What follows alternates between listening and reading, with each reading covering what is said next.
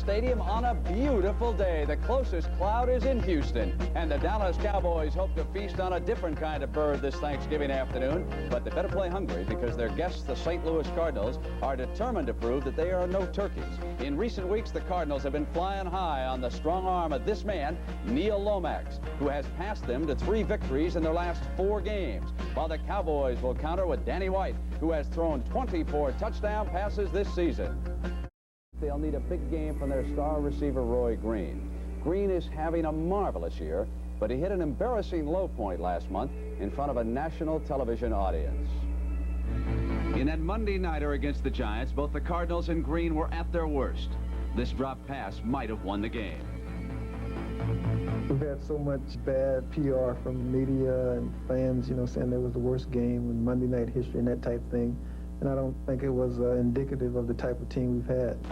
It was hard not to take a shot at Green, even a few days after that horrible performance. I'm not so certain this isn't the biggest surprise of the day. How pathetic the Cardinals were on Monday night against the Giants. Hey, Roy Green, hold on to the ball. All right, he dropped that one that would have beaten the Giants last Monday night. Brent, I want to thank you. A few weeks ago, you made some comments that really made my mom mad. And since that time, she called me and she told me how mad she was. And it was very inspirational to me. Mrs. Green, I'm sorry. Since then, your son has been on a tear. He now leads the league in touchdowns with 11. Roy is having an excellent year. His speed has really made him the premier receiver in the National Football League. And Green thinks the best is yet to come. I feel that, in a couple of years, I could, be maybe the best wide receiver in the league. And the man in charge of trying to stop him is with her across today, Big Ernie Stock. It brings, but when your job is preparing for the Dallas Cowboys and playing 60 minutes of football here, you wish you had a whole week to get ready for it. I follow the St. Louis Cardinals through a very short but intense week. As the clock runs out on the Cardinals' biggest upset of the year, the countdown begins. Just 4 days to Dallas. There's little time to savor victory. What can I say? I mean, that was outstanding. Jim Hannafin changes the team schedule.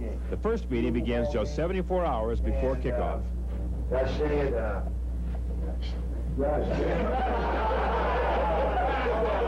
Jim Hannafin also changes his language.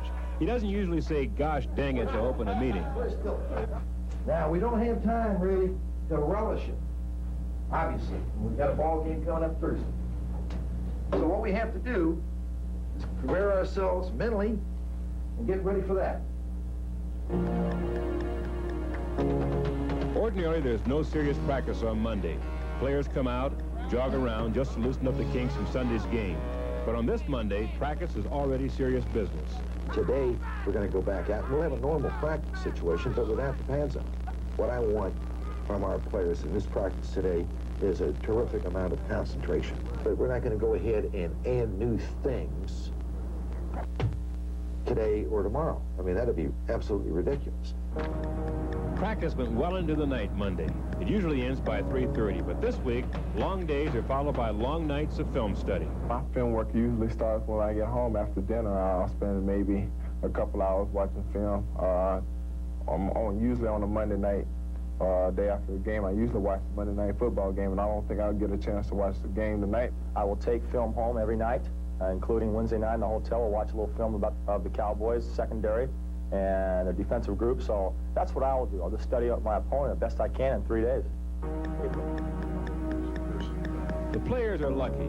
They can go home for dinner, then study. But the coaches stay on. Adjustments must be made. They theorize injuries will force Dallas to move tight end Doug Cosby to wide receiver.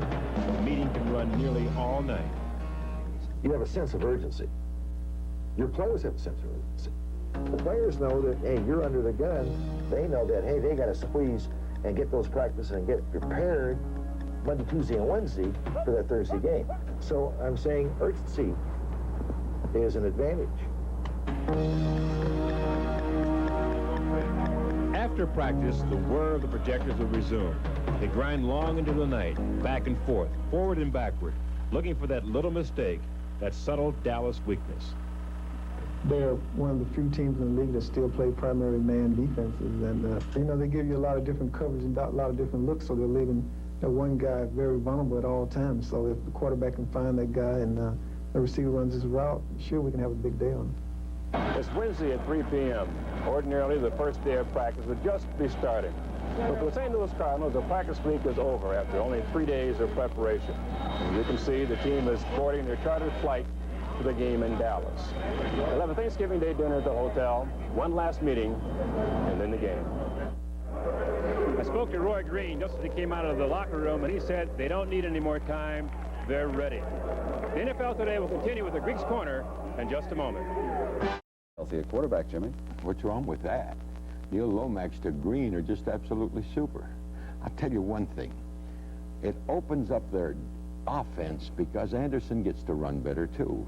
And Green has just been a super ball player. 62 receptions, and I think he's made 6 or 7 touchdowns. I think he's got 11 even to lead the league right now. Jimmy, what about the Cowboys? You're What about right. the Cowboy offense?